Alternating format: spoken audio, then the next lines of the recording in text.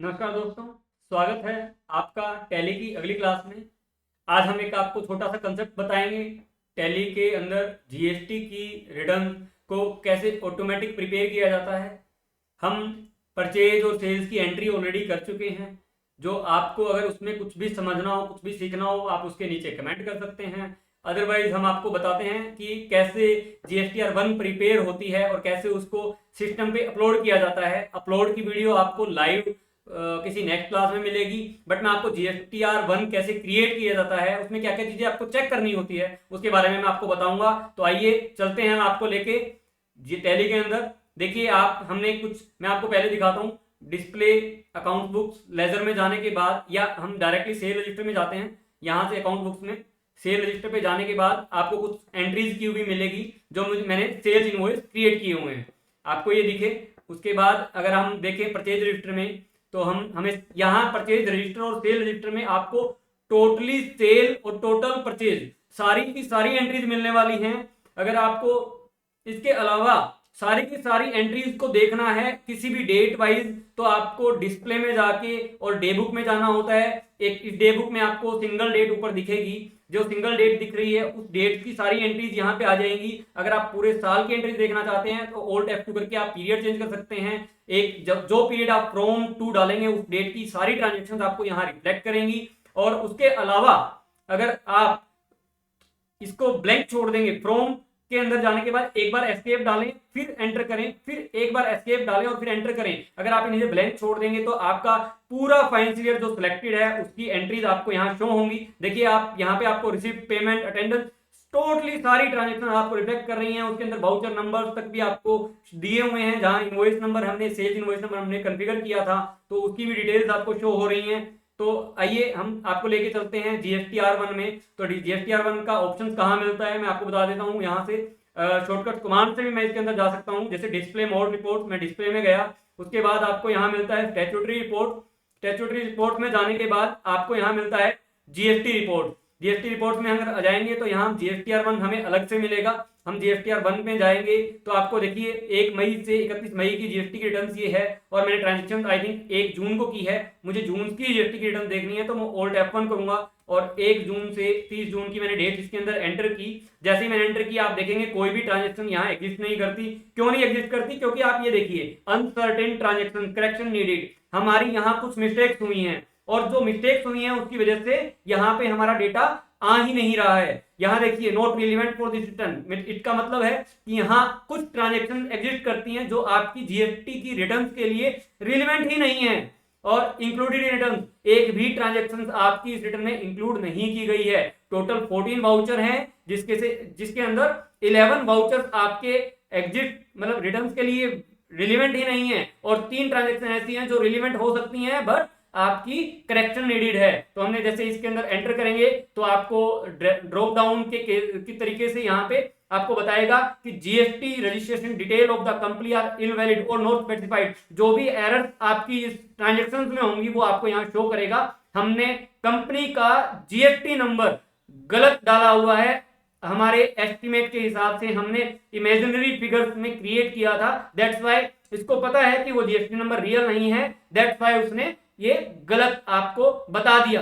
तो हम इसको एंटर करेंगे तो एंटर करने के बाद ये देखो बता रहा है आपको कि आपका जीएसटी नंबर ये आपने डाला हुआ है जो इनवैलिड है। हमने इसको फर्दर एंटर किया और ये आपको बोल रहा है कि आप जीएसटी नंबर अपना यहाँ डाल सकते हैं। तो मैं एक इमेजिनरी फिगर को हटा के कुछ रियल जीएसटी नंबर एक बार के लिए डाल देता हूँ। देखिए मैं किसी भी कंपनी का जीएसटी नंबर यहाँ उठा लेता हूँ फॉर एग्जाम्पल के लिए, ताकि मैं आपको दिखा पाऊँ कि इसका इम्पैक्ट यहाँ पे कैसे आता है। तो मैं ये देखिए मैंने आपको एक जीएसटी नंबर यहाँ एंटर किया। आई थिंक ये गलत ना हो, तो गलत होगा तो मैं दोबारा इसको रीचेक करके ठीक करूंगा। तो जैसे ही मैंने इसको किया, इसने अपडेट किया रेलिवेंट वाउचर में और जीएसटी रिटर्न्स में, देखिए यहाँ से ये एंट्री गायब हो गई। यहाँ से ये एंट्री गायब होने का मतलब है कि ये वाली एरर हमने ठीक कर दी, बट एक एरर और आई। क्या?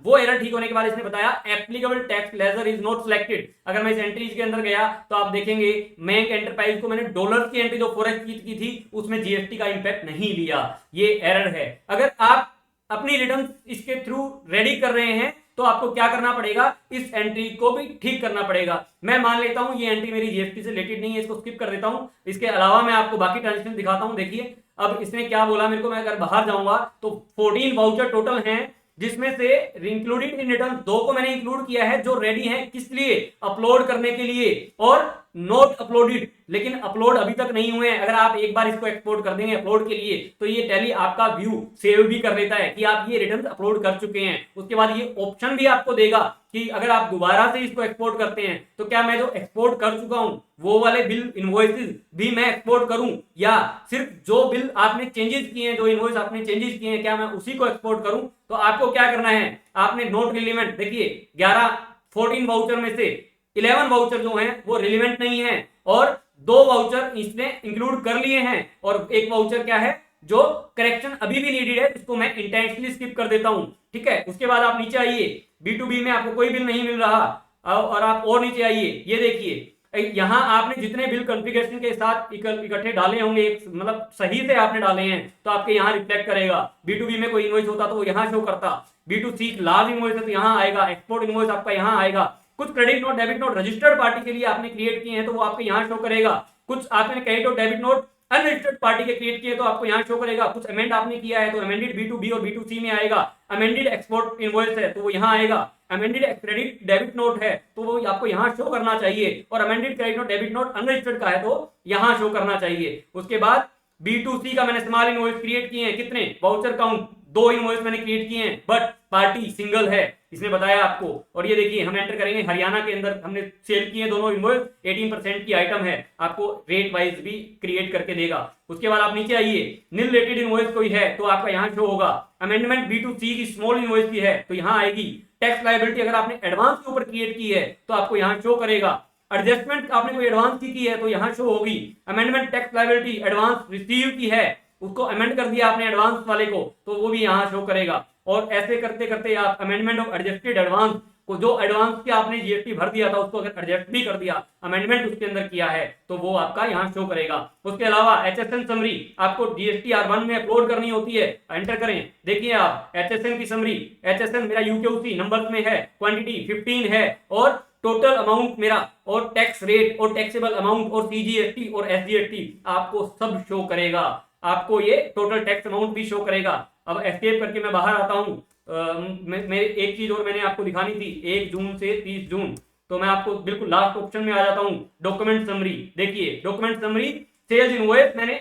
1012-103 क्रिएट किया है, वाउचर काउंट कितने हैं टोटल 2 इनवॉइस, मतलब 101, 102, 103, लेकिन एक इनवॉइस में इश्यू था ना जो फॉरेक्स वाला था, दैट्स व्हाई इसने 2 ही इनवॉइस काउंट किए हैं और 2 इनवॉइस में से कैंसिल कितने किए, 0, तो नेट इश्यूड कितना है, 2 इनवॉइस हम नेट इश्यू कर चुके हैं। अगर आपको कोई इनवॉइस यहाँ कैंसिल में भी दिखाना है तो आपको कैंसिल टैली में बिल एंटर करके करना होता है, और कैंसिल कैसे होता है ये मैं दिखाता हूँ, इसके अंदर एंटर कीजिए और ये कोई भी इनवॉइस हम एक ओपन कर लेते हैं, ये देखिए 103 मैंने बिल ओपन किया और Alt X करके मैं इसको कैंसिल कर सकता हूँ, कैंसिल का ऑप्शन आया, आपने यस कर दिया, अब आप देखें ये भी इनवॉइस आपका कैंसिल हो गया, यहां आपकी कोई भी फिगर शो नहीं होगी। और एस्केप किया मैंने, आप देखिए 2 इनवॉइस आपने टोटल बनाए, एक इनवॉइस आपने कैंसिल किया और नेट इश्यू कितने हुए 1। अब आप इसको डायरेक्टली एक्सपोर्ट करके आप इसको सेव कर सकते हैं। एक्सपोर्ट कैसे करेंगे, आप यहाँ Alt E करेंगे, GST रिटर्न्स पे जाएंगे और यहां देखिए एक्सपोर्ट की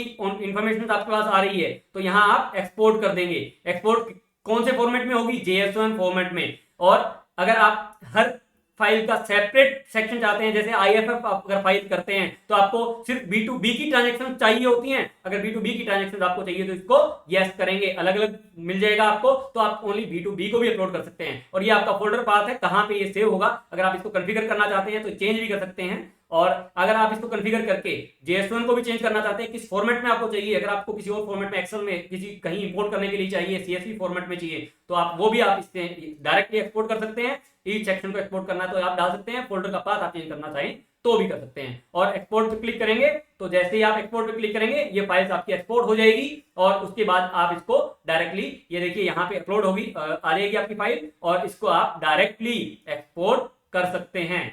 धन्यवाद। मैं आपको इतना GSTR 1 के लिए आपको बताया है, आगे मैं आपको GSTR 3 के बारे में भी बात करूंगा, बट आज के लिए इतना ही। धन्यवाद।